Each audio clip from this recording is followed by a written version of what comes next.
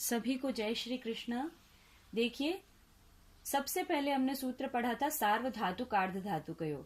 जब प्रत्यय मात्र सार्वधातुक अथवा आर्धधातुक कोई भी प्रत्यय जब पर में बैठ जाता है तो वो जो अंग होता है यदि वह इक है तो उसे गुण हो जाता है। सार्वधातुक में भी पित प्रत्यय पर में बैठा हो तो इगंत अंग को गुण हो जाता है। तो इसमें कौन कौन आ गए? ई उ रे री। ठीक है, तो ये जब अंत में बैठे होंगे तो गुण हो जाएगा वहां पर। फिर यदि अंत में कोई हल बैठा हो तो हम क्या करेंगे? तब हम पुगंत लघु पदस्य च से उपधा में देखेंगे। उपधा में जब ई उ री बैठे होंगे वो भी लघु, लघु की बात आ गई यहाँ पर। एक लघु, लघु एक जब बैठे होंगे तभी यह कार्य होगा, पुगंत लघु पदस्य च से गुण हो जाएगा। ठीक है, जब सार्वधातुक आर्धधातुक प्रत्यय पर में बैठे होंगे तो पुगंत लघु पदस्य च से उपधा में बैठे हुए लघु इक को गुण हो जाएगा। फिर यदि अपित प्रत्यय बैठे होते हैं तब क्या होता है? अपित प्रत्यय जब पर में बैठे हों तब सार्वधातुकम अपित से वे प्रत्यय ङित्वत हो जाते हैं।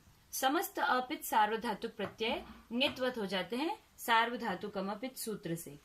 जब ङित्वत हो जाते हैं तब क्या होता है? ङिति च से गुण वृद्धि निषेध हो जाता है। कित ङित प्रत्यय परे होने पर गुण वृद्धि नहीं होती है, ये सूत्र कहता है।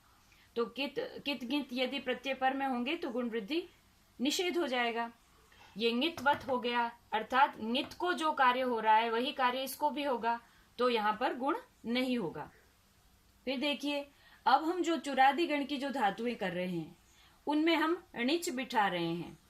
सत्याप पाश रूप वीणा तूल श्लोक सेना लोम त्वच वर्म वर्ण चूर्ण चुरादिभ्यो णिच, चुरादिभ्यो णिच। तो ये जो णिच प्रत्यय है चुरादिगण की धातुओं से लगता है। अब ये प्रत्यय देखिए, इसमें ण की संज्ञा हो रही है, तो ये प्रत्यय न तो तिंग है और न ही शित है, ये तो सनादि प्रत्यय है। तो तिंग शित सार्वधातुकम से सार्वधातुक नहीं होगा, तो फिर ये कैसा प्रत्यय है? ये णित आर्धधातुक प्रत्यय है। ण की इत संज्ञा जिसमें हो रही है ये वह प्रत्यय है।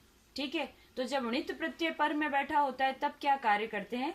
अभी हम दो सूत्र देख रहे हैं, केवल दो सूत्र। णित प्रत्यय पर में हो तो अचोणिति से वृद्धि हो जाती है। एक तो सूत्र है अचोणिति और एक है अत उपधाया। तो दो सूत्र हम देख रहे हैं, दोनों वृद्धि के हैं। अचोणिति सूत्र क्या कहता है? जब अंत में जो अंग बन रहा है वह यदि अजंत है, अंत में यदि कोई अच है तो ङित णित प्रत्यय पर में बैठे हों तो वहां पर वृद्धि हो जाएगी। और दूसरा सूत्र है उपधा में अ बैठा हो, ह्रस्व अ, तब वृद्धि हो जाएगी। तो दो ही बात कह रहे हैं, उपधा में अ बैठा हो तो वृद्धि हो जाए और अजंत अंग को वृद्धि हो जाए। तो जो पुगंत लघु उपधस्य च हमारा अब तक चल रहा था वो तो चलेगा। अत उपधाया से केवल उपधा में ह्रस्व अकार की बात यहाँ पर की है, उसी को वृद्धि होगी। तो बाकी जगह पर क्या होगा? जो हलंत वाली जो धातुएं हैं बाकी जगह पर क्या होगा? बाकी जगह पर शेष सभी स्थानों पर पुगंत लघु उपधस्य च से हम जो गुण करते आ रहे थे वही करते रहेंगे। जय श्री कृष्ण।